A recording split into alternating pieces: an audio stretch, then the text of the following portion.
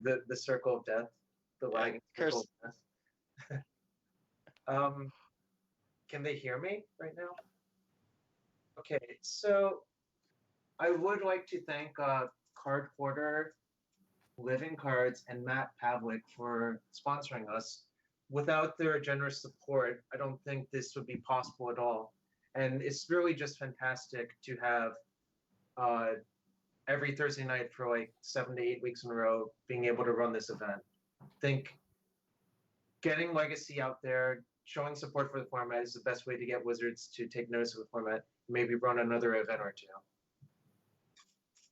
Yeah, I completely agree. Our sponsors are just absolutely fantastic. Card Hoarder, Living Cards, and Matt, thank you all so much for allowing us to do this. The origins of this league started as an April Fool's joke that I think Julian posted. Either Julian or Mike. It picked up enough traction that we took it seriously. We had a pretty good season 1, but now we're actually able to swap decks and do a lot of things, and that's specifically because of Card Hoarder, because of Living Cards, and because of Matt. So from the bottom of all of our hearts who love this format, thank you, thank you, thank you. You know. And if you love Legacy and love this league, go check all of them out. You know, they're great services. We wouldn't stand behind them and plug them if we didn't believe in them. So yeah, it made it very easy for me to test tin fins because I did not want to pay 40 tickets each for Unmask. They would generously lend me them for 2 days. I wasn't happy with the deck and I returned them, but still, it was a nice service to have access to. I would have loved to see you on tin fins. Deck doesn't play enough lands for my taste. I just posted about that on Facebook the other day, where all I want to do is just play lands now. But I saw that you wanted to add like 1 or 2 lands to every Legacy deck or Vintage deck, right?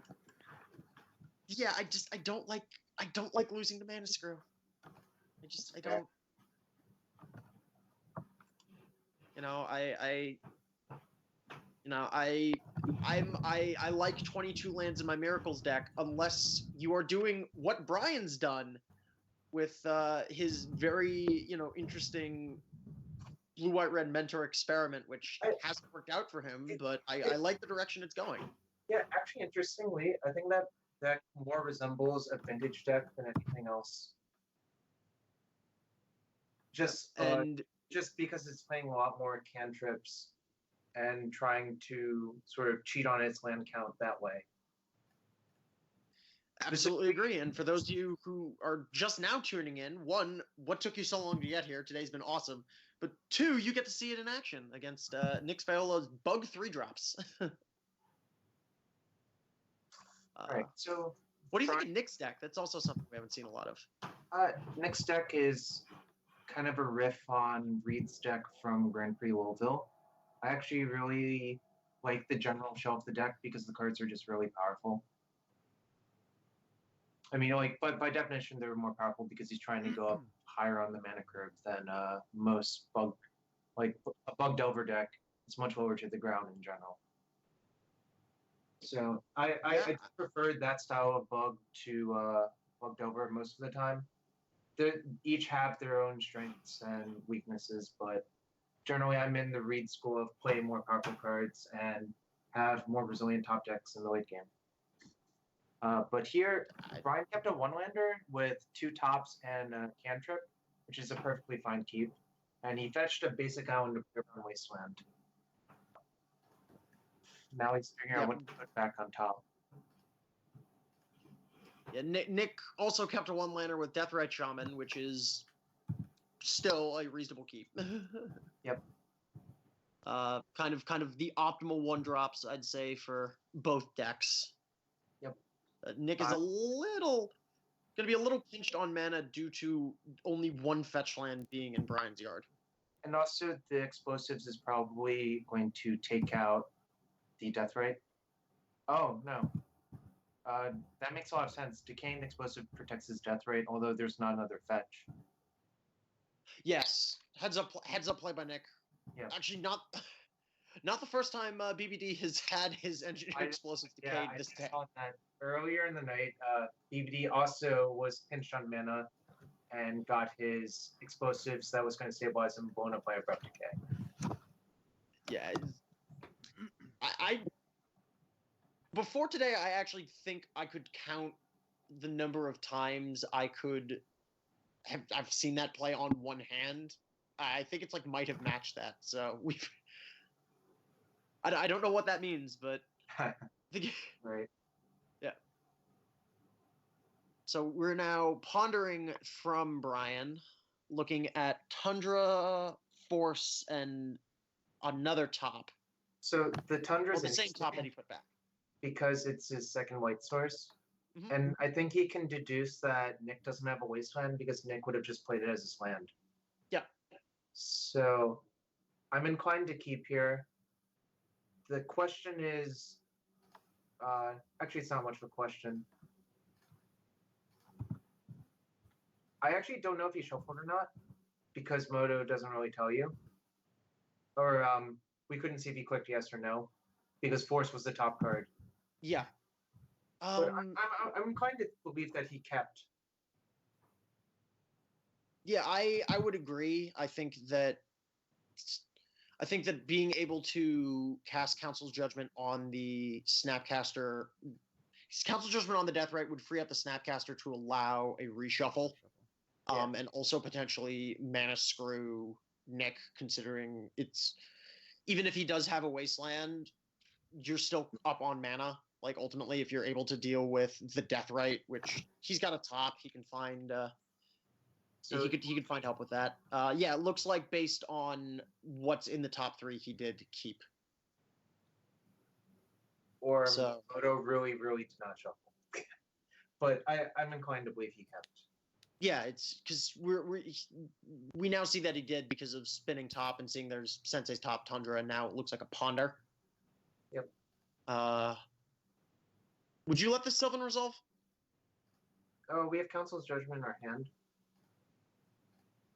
So I would be inclined to let it resolve. Oh, he's going to force pitch Ponder? Okay. Oh. Which Nick forces back, and so now there is depending upon how he stacked. No, because he didn't do. There are times where you can do. Yeah, I was on how just bring that up. Tundra He could have put a spin on the stack. Mm-hmm. In response, draw the top card, and then make sure that the card. He basically would have drawn the Tundra this turn, but this sort of accomplishes the same thing, except I guess he doesn't have. No, it basically does accomplish the same thing. And there are no more fetches left, right? Yeah, no, there are no more. Yeah, there weren't. I don't believe there are any fetches left. The only thing that did is it opened him to up to a second Force of Will. Potentially. I think Brian's okay if that gets forced. Like, it's not really that backbreaking because Nick is so constrained on mana. Yes. 100% agree. And now Brian's going to get to use this opportunity now that Nick is tapped out of his death right to flash back a Brainstorm. He's basically playing Silvergill Adept, except instead of drawing card, we're brainstorming instead. Yep. That's how I like to refer to the Snapcasters. They're the best Silvergill Adepts you'll ever see. Yeah, I typically think of when people snap probe in Vintage, that's Silvergill Adept. That is definitely Silvergill Adept. That used to happen all the time in Standard in the Delver Mirrors. Yep. I actually was playing Standard back then, believe it or not. I mean, that's because that Delver deck was basically an Eternal deck. It really was. So Nick has finally drawn his second land, effectively his third land, because of Death Right, but no real 3-drop to capitalize. So there's an interesting trick I learned yesterday involving Death Right here. You can put the fetch on the stack in response Brainstorm. That's nice. I did not learn that until yesterday, until someone in chat pointed out, and I'm like, oh, that makes so much sense. That is great. The trick I actually You're I meant to say earlier in one of Brian's matches against Brett, where Brett could have blown him out with an abrupt decay, is spinning top and then retaining priority and sacking your fetch, so that even if they mess with your top in response. Yeah, that's a pretty common trick amongst higher or practiced Miracles players. I'm sure Brian knows that trick. When you have two tops, it's less relevant. So. Mm-hmm. In Squarn in chat, you're saying you can fetch retain priority and then use Death Right Shaman because the fetch is in the graveyard as a cost to cast Brainstorm if you want to shuffle. Which is this happens most often with the Bayou or Badlands in a 3 or 4 color blue deck. Mm-hmm. This is a specific situation where it actually comes up. We might see a Hardcast Force here, actually. I like Hardcast Force here. Yeah, I mean, these matchups bog down into an attrition war real fast.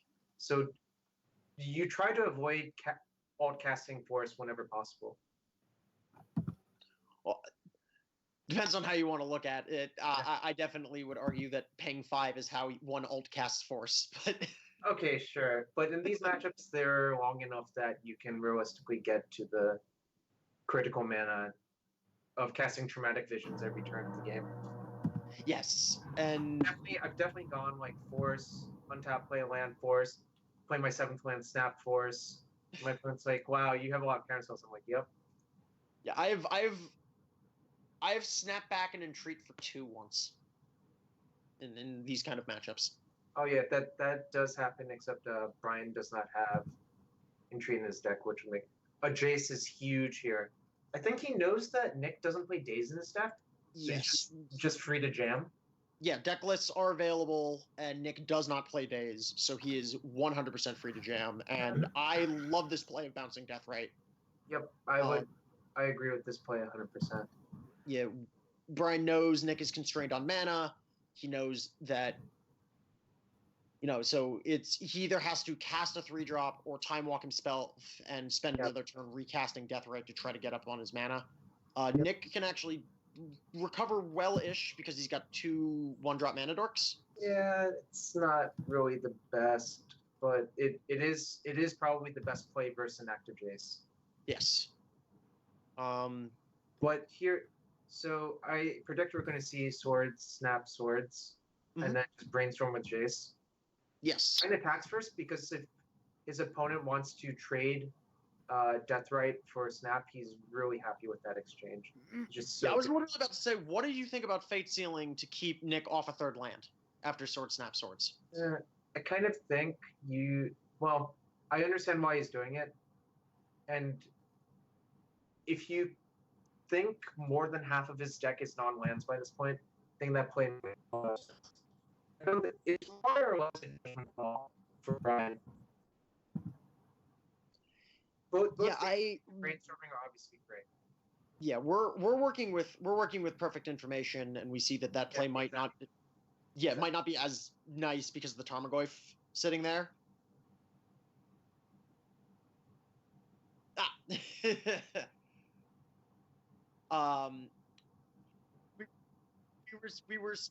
We were specifically saying that whether or not he had half of his lands left in his library, or more than half, that it was a judgment call for Brian on that Fate Seal, and that we have perfect information, so we know that we know that Nick still has action on 2 lands, whether it be mostly a Tarmogoyf in this case. Exactly. Sorry for being a robot. They will eventually take over us all, which is why I'm fighting the good fight against workshops. No, you just set the cost of becoming Skynet to an arbitrary large number. Fair. Oh man. So Brainstorm off the top of Brian is a great draw. Hits not much. It hits a shuffle to look at his top 3 with top again. Yes, exactly. He still has options to do stuff with Jace, which honestly, Nick's problem is that this GT and DK are not looking great. If he draws a land, the Jace actually looks very, very, very good. Yeah, but it looks like he found explosives explosives force plow, so if we have lots of ways to answer this death right if Brian so desires. Okay, he's going up again. So this I think he's going to draw with top and just plow the death right.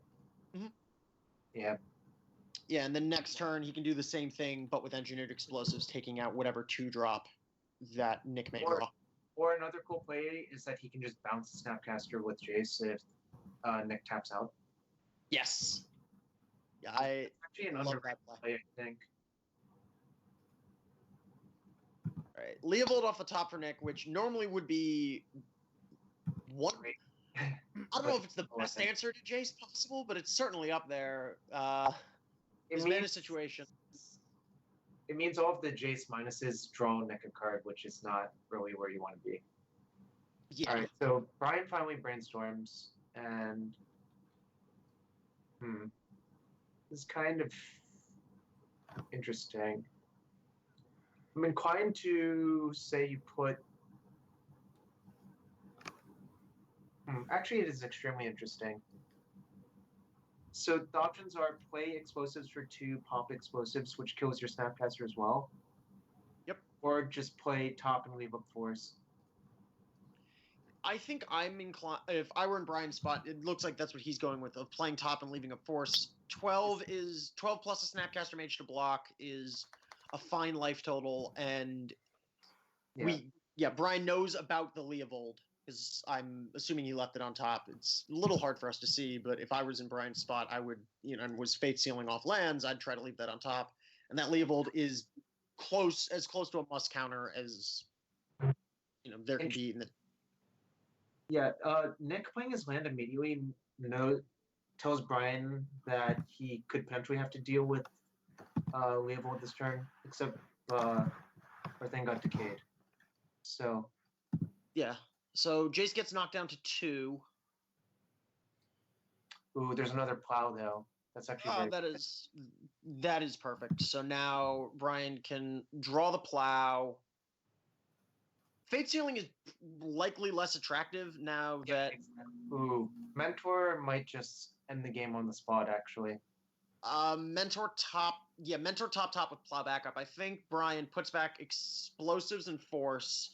Plays the Mentor, plays top, and then starts chaining his draws. That's such a obviously good play because it generates so much advantage and board presence, and it's basically lethal next turn. Yep. Because 2 tops and even overrun. Yeah, even with Leovold, Nick is not running any discards. That Swords of Plowshares is perfectly safe in Brian's hand. Yep, and I think the one caveat is if Nick miracles himself and draws into a Force of Will to counter the swords, that would put a small damper on Brian's plan. I don't really think so, because he has 6 lands, so that's plus 18 essentially. It's actually plus 24. Because I'm just doing 6. You can't chain tops off if there's a Leovold in play. Oh, true. But he can bounce with Jace. Yes, that he can do. Yeah. That he can do. There we go. We found the line. Yeah. Brian's situation is BBD needs to win this, otherwise he'll be in last place. But this game's looking great for BBD. If Brian wants to make it to the wild card round, he has to win this one, and then I believe Nick has to lose next round, the way tiebreakers would work out, because Nick already has a win. Yeah, conveniently, I'm playing against Nick next round, so this is of interest to me. BBD's fate is in your hands, because I think even if you lose, you're in because you beat BBD head to head. Assuming BBD wins this. Well, this game is definitely looking good, and I think this is step 1. Yep. Brian did lose to Reed at Bullhill, but I think he's learned a lot about the matchup since then. No one really knew what was in Reed's deck for that Grand Prix, which is a good place for Reed to be. Yeah. He basically he built Solte cards Reed likes top deck, which it's a fine way to build deck for a tournament. It got him a trophy, so I certainly. Oh yeah. He beat I certainly can't complain. Times, and beat very good Miracles players in that tournament, such as Yes. Haynes, Brian, in top 4 of that tournament, I believe. I believe he beat Joe Lissette in the Swiss. That sounds right. Yeah. I mean,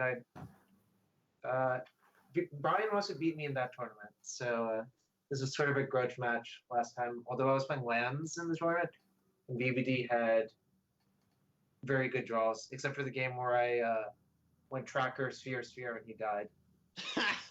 That's almost sounds like vintage. It actually really does sound like vintage, right? Like, I just played my threat, which drew me cards, and then 2 sphere resistances, that's a very classic vintage opening. Yep. So here, unlike against Delver, the last bug deck BBD played in this league, here we see him bring in the Terminus, which makes sense considering Leovold and True Name Nemesis. And I think everyone has realized that reads or the 3 True Name 3 Leovold deck, you want all of the blasts you can get your hands on. Yep. Interestingly, Brian's taking out Counterbalance. I can see that. He's a bit inherently light on decay targets as is. He has 4 mentors in his deck. Yeah, that's fair. I mean, the thing about it's sort of a weird game. It can be right to leave in the mentors. You just need a plan to be able to generate enough advantage that getting it decayed is not a huge problem. That's my personal philosophy on it. So I think he's going to leave in Mentor. He doesn't really have a good kill condition besides that. That's the problem. Entreat the Angels is slightly better than Mentor in these matchups because it's so decayed. Yeah, I definitely... I think you robot it out there, but I agree. That I prefer Entreat to Mentor exactly for the black-green matchups when I play Miracle style deck. Yeah, Mentor is a little bit better in the mirrors because it's so nimble. And Mentor is good versus your bad matchups such as 12 posts. So it is like a bit of a back and forth. Ooh, Engineered Plague is an interesting piece of tech versus Monastery Mentor. You just name you name Monk because the monks in Mix are not humans for some reason. Yeah, Nick on a mold of what looks like 5. So no, it's a 6. It's cut off towards the end, I believe. Ah, okay. Also, yep, mold of 6. 1 land, Noble Hierarch, Pithing Needle, Deathrite Shaman, Tarmogoyf, Abrupt Decay. Serviceable 6, fine 6. Yep. Especially because he can, if he wants to, fetch the basic force to play around Blood Moon. Honestly, I don't think I would play around Blood Moon here. Don't think you can really afford to. I think I would have gotten... It's actually sort of tricky which land you're supposed to get, especially in a 1-lander. Yep. Yeah, it's definitely close. I mean, Brian's hand is great. It's got top on turn 1 and then a bunch of lands and Brainstorm to fix it in case things go wrong. Needle's going to be really good, I think. Yeah, Needle is going to be great. Brian can flip top to draw. Yeah, but he's going to end up brainstorming both of his tops away, I think. Yeah, he's 100% going to be... Well, he might leave 1 in case if he draws engineered explosives to blow up Needle. Yep. Like, an explosives for 1 looks great here. Yeah. It's literally just a 3-for-1. It's Wrath of God, except it also kills Pithing Needle. But yeah, I would lead with Brainstorm. I think... Well, there's the explosives. Now, here's... You have to be careful of Abrupt Decay, remember? Yep. I was about to say, does he want to get his explosives Abrupt Decayed a 3rd time? I think he can afford to wait, and he will, because look at his hand. It has a bunch of lands. Yes. The other times he did it were because he was pinched on mana, and wasting mana when you're so far behind is just a good way to lose. Yes. I would have been tempted to keep one of the tops and put another land back because you know you're killing Pithing Needle. Yeah, I agree.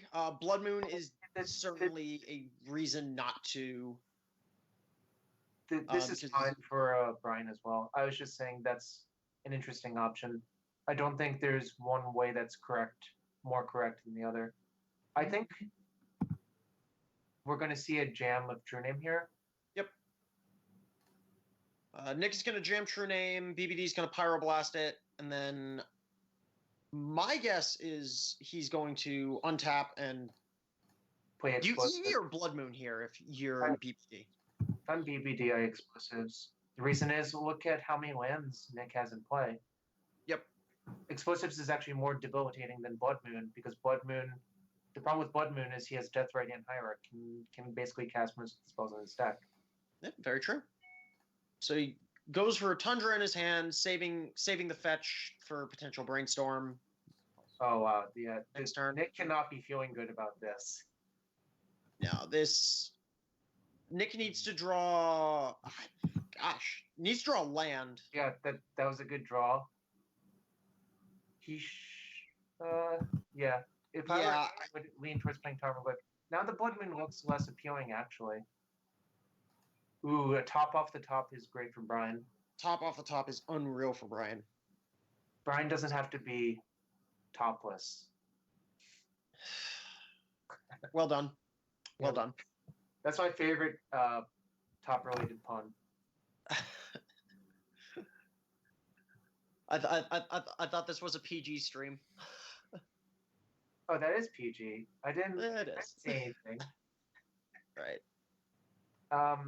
Anyways, the problem with playing Blood Moon here is that it actually shuts off your fetches. Yes. He still might do it because he has Island Plains.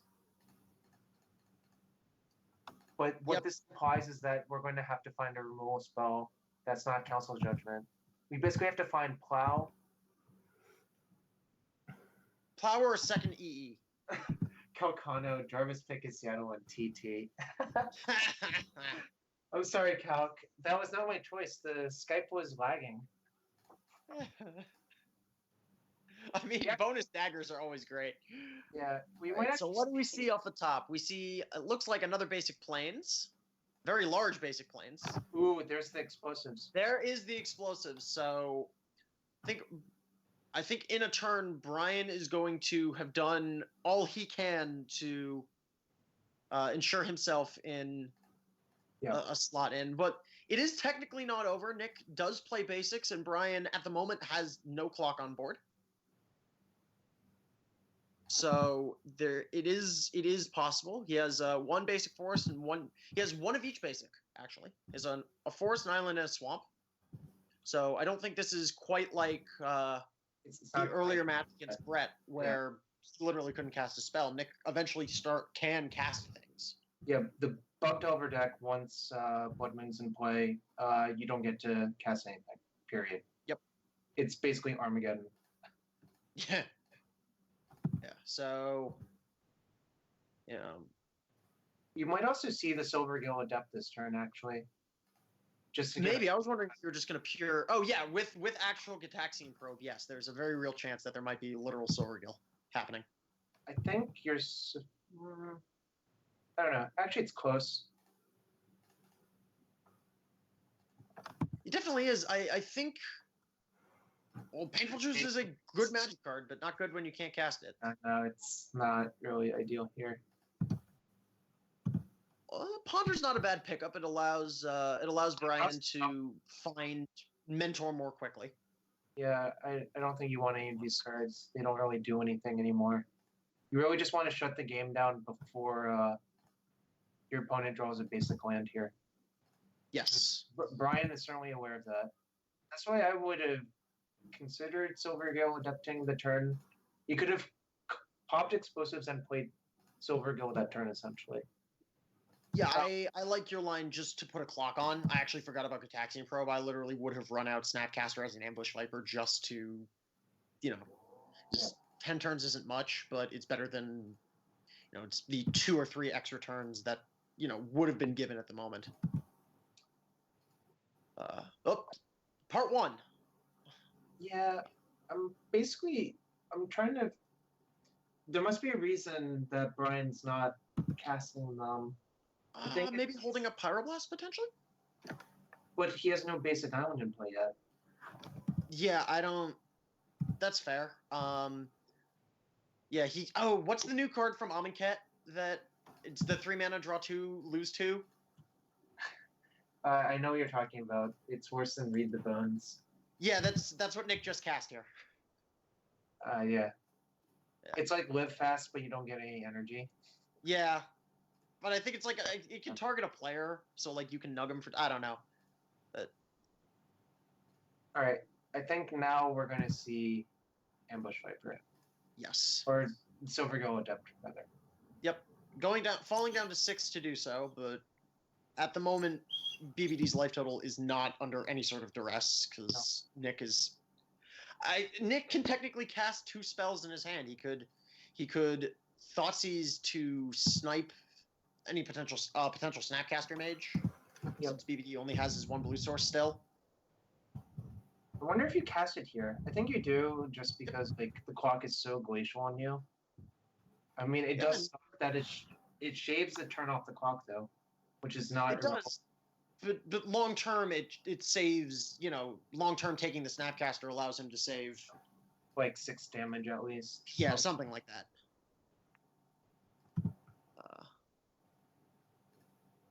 So brainstorm for. It's just draw a card essentially. I mean, yeah, it's a little bit better than that, obviously, but this is one of the.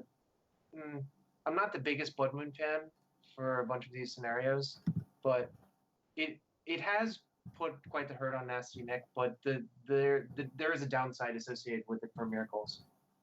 Yes, You're actually extremely powerful. Yeah, that's why I talked about it a bit earlier about back to basics, allowing someone to actually use their fetches, and that being a nice find by Joe Lissette. But back before that, personally, I only brought in Blood Moon against like the matchups where I know it would be a KO, like lands or Eldrazi. Like if there was any way of drawing out of it, I was a little more hesitant to do so. But it's so powerful that I understand why Brian included it in his list. And to answer Calcano, how you doing, bud? Different art files. I was wondering about that too, because when I was watching, I'm like, that's not the brainstorm he cast. It just changed. Yeah, that's such a tease, Jace, that you can't cast. You have to source this death right. Yeah, he 100% has to, because otherwise the Blood Moon doesn't do anything. Like, yeah. Also, arguably, I mean, Nick would get to decay, and then, well, actually, nah, that is really bad for Brian. I was going to say unlocking like 3 of your fetches is not irrelevant. I'm just like, that's just so bad. Yep, Nick decides to fight here with force. So we are back in this game. Yeah, it's because Brian didn't have a clock for so long that it just allowed Nick to draw it here. Interestingly, if Brian was able to cast like Vendovian Click or something, you can respond to Deathright's ability. It's not a mana ability. Yes. It's just such a bizarrely designed card. Yeah. Drawing Swamp was such a Mize Calcano. Yeah. Now is fetching a forest to prevent future such nonsense, and is likely slamming Jace here. To which, unless Brian wants to Hail Mary a top draw, I think fetch Hail Mary top draw. No, I think he's actually going to just be happy drawing his Jace and casting it. He's going with Baleful Strix. Okay. Interesting. Is there something? Hey, well, what else did he cast? I don't think 2 mana decay. Yeah, 2 mana decay. Was the him cast and is just lagging? I don't know. I don't. Yeah, I think it might have been a misclick. Oh, unfortunately, that happens sometimes. Oh, yeah, because there's a blue and a green floating. It was a misclick. There's an engineered plague though for because you named human here on this. No, but you know. You name Yeah, Monk. no. You still name Monk. I was thinking my wires got crossed with Young Pyro for a second. Yeah, he just clicked on the wrong card, which is unfortunate because that card doesn't have any targets or anything, so you're just forced to, you know, you're just forced to cast it because you've already. And BBD has found his mentor. Yeah, unfortunately, Engineered Plague, similar to like Dread of Night, Illness in the Rank, Sulfur Elemental, all those things, they're actually good ways of killing the Monk tokens if you want to. See, now I'm gonna go on, I guess, a little mini rant about that because, and this is largely speaking from Vintage Legacy. There's a very real chance this is a different animal, and everything I'm about to say is not valid.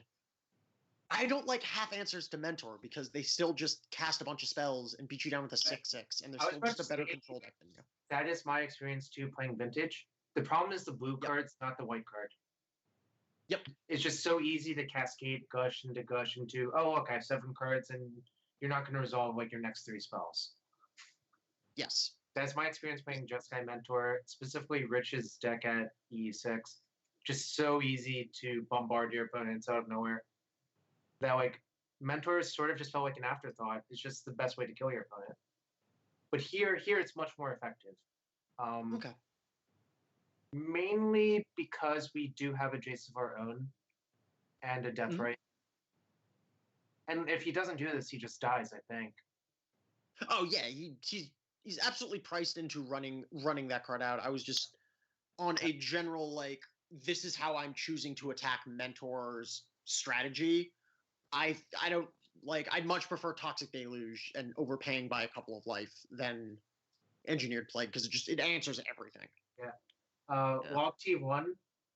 Danny does look more expressive than me because that is a static photo of me from a tournament. Yeah, I can confirm that Jarvis is actually expressive in real life. This is kind of an interesting scenario because there is an outside shot that BBD could cast 5 spells in one turn to make the Mentor lethal and basically force a chump block. Well, it'd be a trade because of Baleful Strix having Death Touch. In this scenario, I'm suggesting that he bounces Strix with Jace. Actually, if he chains enough spells here, he can unsummon once with Jace and then unsummon with the other Jace. Yeah, doesn't look like that's going to happen though. Well, no, because Nick's at 6. So if the Snapcaster's at 2, Ponder's already a spell, so that's 2. Top is going to be 3. Actually, it is lethal if he hasn't activated Jace yet, right? Yeah, he has not activated Jace. I do not believe he's activated Jace. So it'll be unsummon. Yeah, unsummon, lethal. Yep, and Brian definitely sees this line if he's bouncing Deathrite that quickly. Yeah. 3, 4, and that's going to be lethal Mentor. This is good old limited draft magic. Yeah. 4 mana unsummon, 4 mana unsummon, kill you. Yeah. Obviously, Nick is brainstorming here because he knows it's lethal. Yeah, hey, log T1. And then Brian has the part. That was also actually an extra spell. You could have just Parablasted the Strix. Yeah, just adding insult to injury. I think I do like Pyroblasting the Strix here because it does play around Force of Will, but I suppose it doesn't matter. Yeah, like if it really, I don't think I guess it technically matters somewhat, but well played by Brian, picking up a win. Definitely key to avoid the 0-3. Yeah, he is at this point. His face now rests I believe, on your shoulders, Jarvis. Oh wow. Yeah, this is going to be a weird matchup. I think Deathrite is the card I care about most in the first game. Yeah, I agree with that.